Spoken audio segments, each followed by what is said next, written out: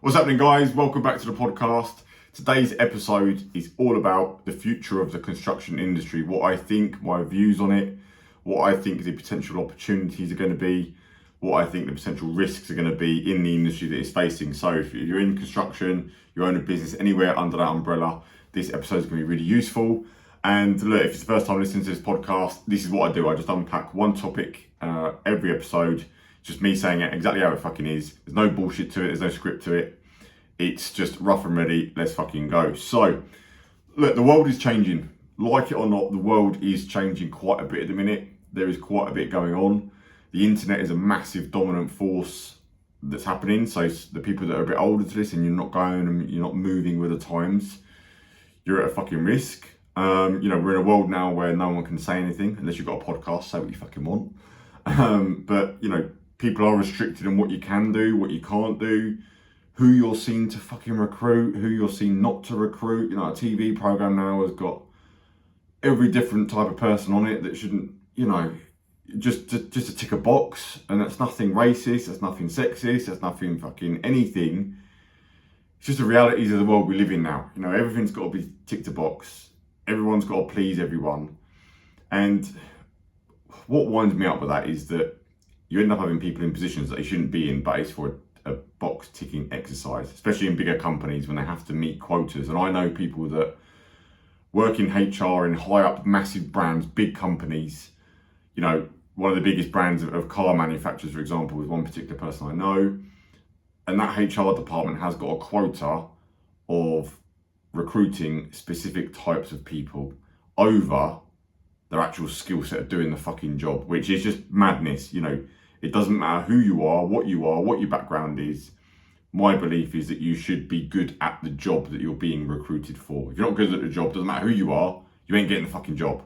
Whereas if you're good at it, I don't care who you are, And we're just moving away from just like a lot of fucking common sense, which is an issue, but what can you or I do about it? Not a great deal. We're not going to change the world.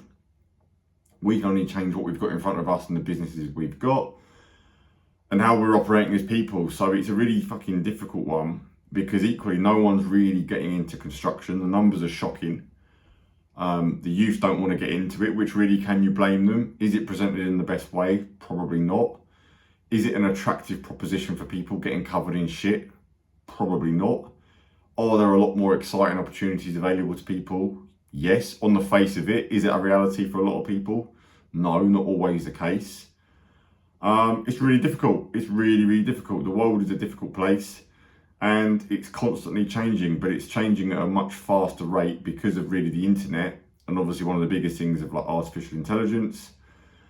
It's something that is impacting a lot of industries and a lot of jobs and roles and stuff. So it's really important to get ahead of this and go, right, well, based on all of that, we know we can't really fucking change much of it, but what can we do to be best prepared for it? And that's what this episode is. So for me, if you don't have a vision and a plan that takes into account the realities of the world today, you're going to get left behind at some point. Might not be tomorrow, might not be the next month, but it could be the next year, the next 5 years.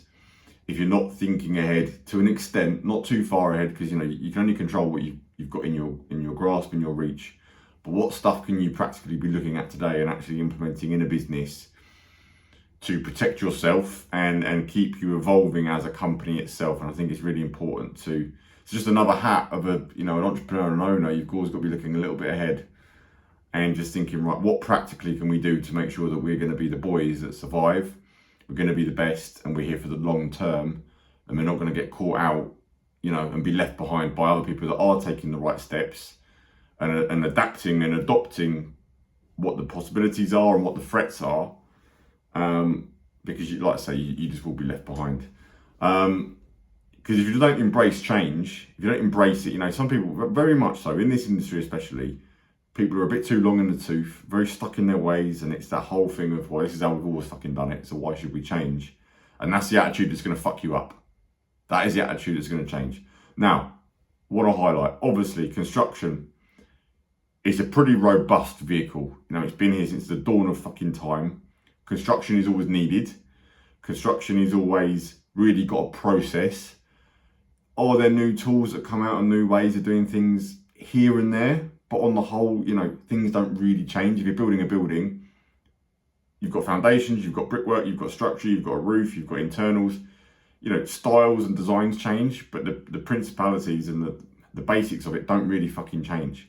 I'm talking more around the actual operation of the business, and you as a recruiter, you as a leader of the business, and you as an operator really of a marketer, getting leads in, selling the jobs, being slick, the systems inside the business of how it runs, how it works, how it all gels together and glues together. This is really more what I'm talking about.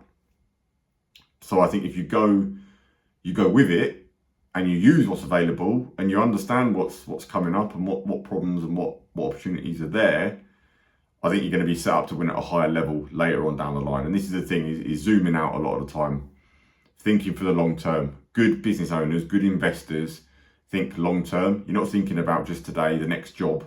You're thinking about, right, the next year, the next 3 years, the 5 years. Where do you actually want this bitch to go? Where do you actually want to be as a person, as the owner as well, of what does your big journey look like, and what is your big goal, and really, what does your big dream look like, And then this is the thing that people don't really want to talk about. Dreams sounds a bit fucking out there, but the dream's free, The bigger the dream, the bigger the work, the bigger the commitment you've got to put in to get it. But unless you've got a dream, how are you going to work backwards from that? So you've got to have the ambition level, and let's just work back with it. So for me, look, the internet, I think, on a whole, look, the internet's been around for fucking 20 years now. But a lot of people aren't leveraging it. They're not using it to their advantage. They're still sitting there going, well, how does this SEO thing work? How does this paid ads thing work? How does this, websites? A lot of people, their websites are still dog shit. It's still dog shit. When I say this, it's not the be all and end all. In construction, it's very different to other businesses. A lot of it is built on relationships. It's built on trust. It's built on the reputation and people saying your name. But the internet is really the big boy. Everyone Googles everything. You will do this yourself. Whenever you're looking at making a purchase or doing something or going to a place or whatever, you Google the fuck out of it. You want to find research, you want to find reviews, you want to find opinions, you want to find facts, you want to find data, whatever it is for you, your customers are doing this as well. So if you can't really be found on the internet, you're not visible on the internet, you are fucked. You are going to be fucked. You might not be fucked now, but you will be fucked later on. So you've got to really portray and have your CV to the world on the internet, because that's what it is. The internet is a footprint. It's a back catalogue of who the fuck you are, what you do, how good you are, what you say, what you do, and it's not going to go away. That is never ever going to change. Everything is getting more and more online. Businesses are changing. You look at retail, for example. A lot of the shops are shutting. They're going purely online. Again, that's a different model, but people want to buy online. People want to see stuff online. The internet has to be a firm foundation of any business, not just construction. You've got to have your place in the market. You've got to be visible. You've got to be found. You need to fucking look the part. And you need to embrace the internet and the technology available around that. Because if people Google you and can't find you, what does that put in their mind? Well, maybe you're not very good. But you might be very good. But that's the realities of it. If they Google you and they can't find what they're looking for, they can't find the validation, in their mind, you're not very good. So it's a problem. So you've got to be aware of it.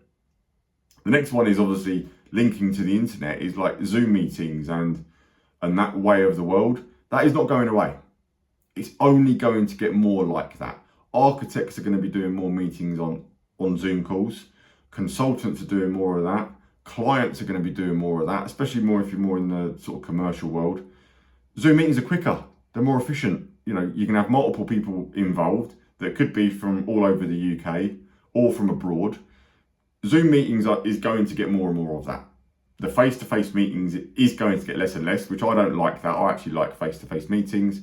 There is always still going to be a place for face-to-face, don't get me wrong. Especially on bigger transactions or deals or quite pivotal stuff. Face-to-face, shaking someone's hand should never ever go away. That should always be that's a skill set, and we need that. As humans, we need to interact with people and we need to have open conversations and meetings. But for most of the stuff in a business, a quick Zoom call can resolve a load of bullshit. It can resolve an hour and a half drive somewhere and it can resolve logistic problems and actually just speed up your operation as a business. You can do a quick Zoom. And, a lot of people are doing this in day-to-day. So your clients, they're doing a lot of this in day-to-day work. So they're happy to do this with you. If you're doing a massive house refurb or an extension or a massive project, a lot of times things can just be solved over a FaceTime or a Zoom meeting rather than actual you going there to site. Saves you time, saves them time. It's a lot more convenient, it's done, it's quick, and it's easier. So if you're not confident on going on camera or using Zoom, or you've not used it, you haven't got it, you need to start going this way, because it's not going to change. It's not going to change. Whether you like it or not, it's not going to change. So you need to get comfortable doing it and get good at it. No one wants to see up someone's nose because you're holding the fucking phone down right below you. The audio shit, the video quality shit. You need to be set up to be able to do it, but it's easy these days. An iPhone has got everything you need. A set of headphones plugged in. You don't need to fucking overcomplicate it, but it is going that way. The industry is going that way. You've got to adopt it. The next one links onto that is social media.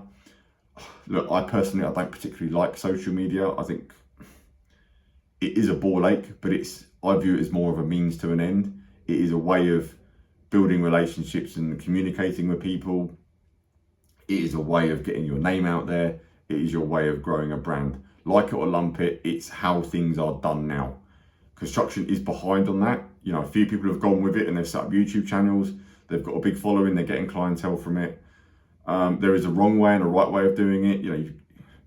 Some people aren't very good at it, but you only get good by doing it. But who's going to survive in 10 years' time when there's 1 million followers or there's 1 million subscribers to a YouTube channel for the business that you do and what you've got? Who's going to win over the guy who's not visible whatsoever? And this just all comes down to it. What are you thinking? Are you thinking now or are you thinking long term? Because it's only going that way. People make purchasing decisions heavily based on the internet now. They don't base it on the old school ways. And you've got to think about the next generation. They are built in that way. They are not built in the ways that you or me might be built. We're built off a bit more of the old school principles. But kids leaving school, the 20-year-olds, now, they are living by social media, YouTube channels, LinkedIn platforms, whatever it is. They make most of their decisions by that. So in 10 years' time, when they're in their 30s and they're remortgaging their house and they're getting work done, who are they going to go with? They're going to go with the people that have been around for a long time, they've seen for a long time on the internet, they trust them, they like them, they know them. These people are all going to get the jobs in the places that's going to be giving the work out. So even in a commercial setting, the QSs, the project managers, the consultants on the client side that are giving out commercial work, they're fully embraced by the social media world. So we've got to go with it. Again, like it or lump it, it is what it is. You're not going to change it. Even if the platforms move, it's going to move on to something else. If Facebook ever stops one day, there will be another one. It won't go backwards. Things don't go back, do they? There's only one time I can think of when things have gone back, when I was thinking about this morning, was Concord. It's the only one time when you've had something far quicker, far technically advanced, but it just didn't work because it was too advanced for the time. The airports couldn't handle Concorde, and we've gone backwards. You used to be able to fly Concorde, go to New York in like 3 hours, I think. And now it's like 7 hours or something that is the best time you can do it. It's the only time I can think when we've actually gone backwards in travel, but the cost and the feasibility wasn't there. But in this setting, social media is free. It's fucking free. It takes time, so there is an expense. But logistically, it's free to do, it's free to build a profile, build a brand. And look, all the big companies all the big companies you like, it's because they've got a brand. You like a particular drink or like the ketchup thing. Very simple. Most people will want to use Heinz ketchup just because they know Heinz ketchup, the brand. They don't want to use the cheaper brand because they're used to Heinz. Coke is exactly the same. People want Coke, the brand, rather than the knockoff value brand in the shop because it's the brand they're buying from. And social media is a great tool that you can use to build your brand. And if you're here for the long term, you're here for the next 10 years, 20 years, why would you not do it? You're just not doing it because you're not seeing the fucking value in it. So I hope that you guys will get, right, there is value in doing this. Are you going to start using social media and see an instant result tomorrow? No. Are you going to see it in the next month? Maybe not. 3 months? Maybe not. Year? Maybe not. But after that, more than likely. More than likely. And you will find other big companies like you, whatever you do, whether you're a plumbing company, whether you're a building company, whether you're a fucking fire alarm company, it doesn't matter what it is, you will know there is someone who's absolutely killed it and leveraged social media. One of the ones that stands out to me is the garage flooring guys. I can't remember the company, but all they do is garage flooring, built a massive following. That is their money maker of all the leads, all the inquiries, because they've built a brand. They've done celebrities' houses. They've been to America. I think they've done one of the Logan brothers, and if you know who they are, they're massive on the internet. They're being shipped out all over the world to do garage fucking flooring. They're killing it. They're fucking killing it. And, you know, do you want to be like that, or do you want to be the guys that no one knows and you just go from survival, you know, whatever jobs come up, and you're just fighting it? It's an asset to have a brand and a social media, and that's the way to look at it. You are building an asset. Everyone talks about assets as owning properties or, you know, investing money in stocks and shares, but a brand to a company is an asset. So if one day you actually want to sell your business and your company, that is part of the asset catalogue that you've got that is worth money. Assets are worth money, you know, and this is what you want. You get rich by owning assets, and this is just a way to look at it now. Again, you're not going to change it. Social media is a solid part of society now, so go with it or go against it. One's going to pay you a lot more money in the long run. One's going to cost you a lot of money in the long run. Your choice. And then linking on to that is all the marketing tools and the technology that's available now for really everything. You know, everything can be speed up. You can save a lot of money on like the admin side of businesses that historically you needed someone in the office physically doing stuff, whether that's writing emails to people, whether that's putting job adverts out, whether that's training people. You know, technology is available now to make life very easy. And I'll give you an overview. So one of the businesses I'm working with is we're literally mapping out every step of a customer journey. So literally from inquiry to doing all the quote and backwards and forwards, a site visit, to getting a yes and saying, yes, we're going ahead with the job. From that point then going, right, how do we deliver the job as a company? From what's every moving part in the business that needs to happen to deliver that job perfectly? From preparation, design, ordering stuff, you know, procurement, instructing contractors, subcontractors, the health and safety, absolutely everything, all the way to the very end handover at a client, getting a review from the client, and the job's finished, it's invoiced. What's every step in the business? And this takes a bit of work.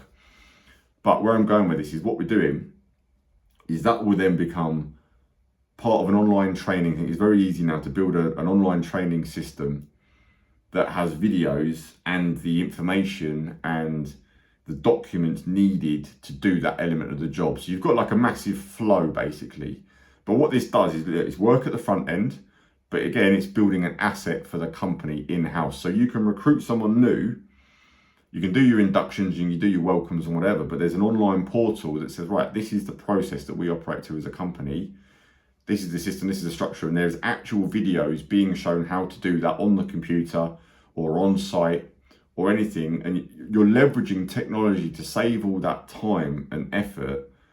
But then everyone's working to a set standard as well. And this is all available to you now. And I think the companies that go with this, because equally, again, going back to the social media thing, the younger staff coming in, they want to learn that way. They're happy to log on to a training system and go, right, this is how you do it. And they can refer back to it as well. But even older people as well, because people don't like asking for help or asking the same question again because they feel like they're going to look stupid. So the companies that are embracing the technology and using it to your advantage and applying that massive leverage to it, that you've got a system that says, right, this is how we deal with all the sales inquiries. This is what happens. Once someone sends an inquiry and we get back to them within 24 hours or 48 hours with this response, once they then do this, we then move to the quoting stage, we arrange an appointment, you know, and it's all organised and structured. And there are systems now out there that connects everything together, so it all interlinks. So once something's happened, that goes into your CRM, it moves into the next stage of the CRM, so you as the owner can log in and go, right, okay, this is what stage we're at with all those inquiries for this month. We've quoted this many jobs. These are the ones we've won, and this one's at this stage, and this person's owning that job, and they've instructed or they've met the client, and we're now at this stage. We're now agreeing a start date. It's all this stuff, right? And this will sound fucking like a bit too heavy, especially for construction industry, because the industry is very much, well, you win a job and you just fucking build it. It's not like that anymore. It is not like that anymore, and this is not how good companies are run. This is what you need to do, is now start leveraging technology to make life easier. Now, having said that, I will add a caveat to this, because what I found is some people that are a bit earlier on in business, you worry too much about the technology and the systems. When you're earlier on, and I want to make this really clear, if you've not cracked your first million yet, don't worry about this shit. Do not fucking worry about this shit. Just focus on winning work and getting the revenue up. Then will come the time, depending on the business, exactly what you do, then will come the time to embrace and adapt all this stuff. But don't fucking worry about systems and processes and making things quick and easy when it's just you running the fucking business. Don't worry about that yet. Your port of call, your worry needs to be all about winning the fucking work. And this is what people won't tell you. People won't tell you this, and this is why I'm making it fucking dead easy. If you're on your way up, you haven't got a business yet, you haven't got a decent level of staff, and you're not doing like multi-millions in revenue, don't worry about this shit yet. It's just a distraction. It's just overcomplication. You need to keep it very simply. And I'm always aware with this podcast, I've got a different mix of people. I've got people earlier on in the journey. You're on the ladder to crack your first million. And I've got people doing 10, 20, 30. Even I know one guy listening to this is doing a £50 million a year business. This stuff, embracing technology and systemizing and structure it, is for the bigger companies. If you're not cracked your first million yet, don't really need to worry about it. But be aware of it is coming, and you need to adapt to it and work to it, because this is what staff expect, this is what customers expect, and people want speed. This is the thing now with technology, it's all about speed and ease. People want to be notified easily. People regularly use WhatsApp as communication. They want quick notifications now. They don't want the formalities. People want speed and ease, and technology is your asset to build in a company to do that. So if you go with it and you do get to that point, you're going to survive. If you don't, you're going to be left behind, because you won't be able to compete. You just won't be able to compete if you've got two companies at the same level, both doing 5 million quid each, and one's old school, everything's done manually, everything's boring, everything's hard, you don't train your staff properly, the marketing's ropey and rough, whereas the other company, everything's systemized. The minute someone inquires on your website, they get an instant response, they get a quote that's generated in a certain time, it's sent digitally, it looks good, it's all followed up, staff get to do it and handle stuff properly, staff are trained, that company's going to win and thrive without a doubt. It's a night and day comparison. So this is just what I wanted to get you guys thinking about the state of the industry and how you can get your leg up and separate yourself. It's all going to be around this sort of stuff. Now, what I will say, AI, this is a big thing. People look at this. Now, has it got its uses? Yes. Do I think it's going to replace a lot of boring jobs? Yes, it will do.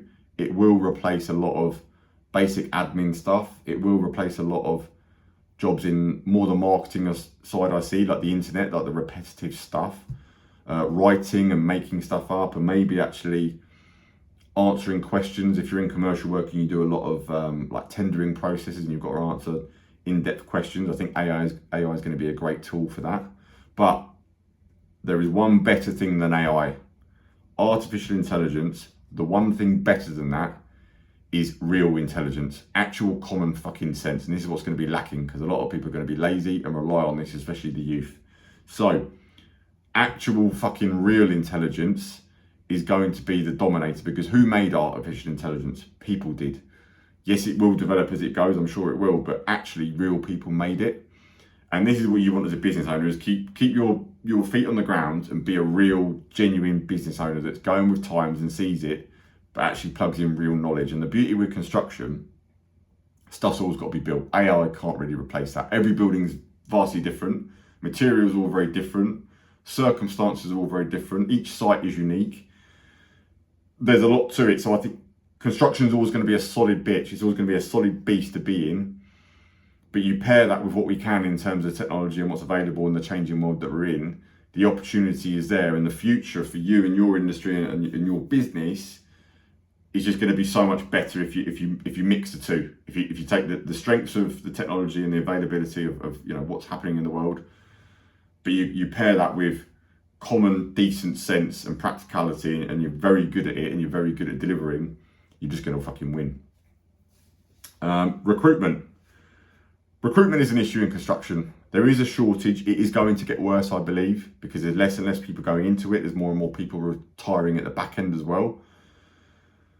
So it's going to create a lot of opportunity because the companies have got the best labour, the best staff. You're just going to dominate. You're just going to dominate because the companies that struggle to get staff is for a reason. People ultimately are going to pick the best companies to work for. So you've got to be aware of this right now. Like this harps back to the whole social media thing. It's not just getting clients, it's getting staff.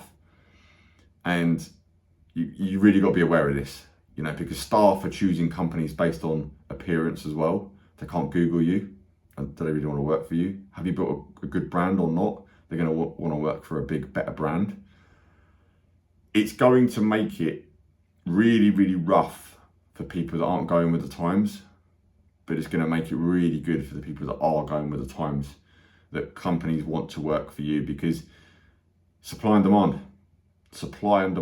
If there's less people going into the industry, there's going to be more demand for it. So it's going to be harder to get the recruitment, but equally you're going to be able to charge higher prices. You're going to be able to charge fantastic money. And this is the way I think it's going to be going. Plumbers, I mean, they earn good money now. Electricians earn good money now, but I think the really skilled carpenters, the really skilled roofers, the really skilled bricklayers, the really skilled anyone, you're going to be charging even more money because it's just going to, the work is not going to go away. You know, construction goes up and up every year as an industry. More and more buildings are being done, more and more refurbs are being done. Nature of the beast, it's not going to stop. It's always going to get bigger. Like the amount of the economy of construction is huge and it's always going to be that way. It's always going to be bigger because we're not getting smaller as a nation. There's more and more people coming in. We're having more kids, you know, they need more spaces. That's the realities of it. That is the facts of it. So with less people going into it and a constant increase in demand is only going to put prices up. So if you get yourself in a position now, I think it's probably going to get to a point where it's going to get a little bit scary, where you've got electricians earning 150 grand a year for physical work, which is going to be more than doctors and fucking dentists. I mean, people are like this now. You know, the construction industry gets a bad name, but you can actually earn really good money now. But I think it's just going to get even more and more like that. So I think it's going to be a great industry to be in. And ultimately, you as a business owner, if you've got a margin on top of that and it's higher prices, you're earning more money. And equally, your margin can increase as well. The amount of margin you put on can increase because you're the one packaging it together and delivering a professional service that is going to be needed. So it's really going to be a really good opportunity for people, I believe. And, you know, a lot of now, one of the things we're seeing is the small guys will disappear from the market because they don't know what they're doing. They're not leveraging the internet. They're not leveraging social media. They're not really developing themselves as being a good, solid entrepreneur and business owner and going with the times. They're going to eradicate from the market. But equally now as well, there are a lot of big companies. It's coming out daily, big companies doing the multi-millions, the high 10 millions, you know, the high into hundreds of millions. They're in financial trouble.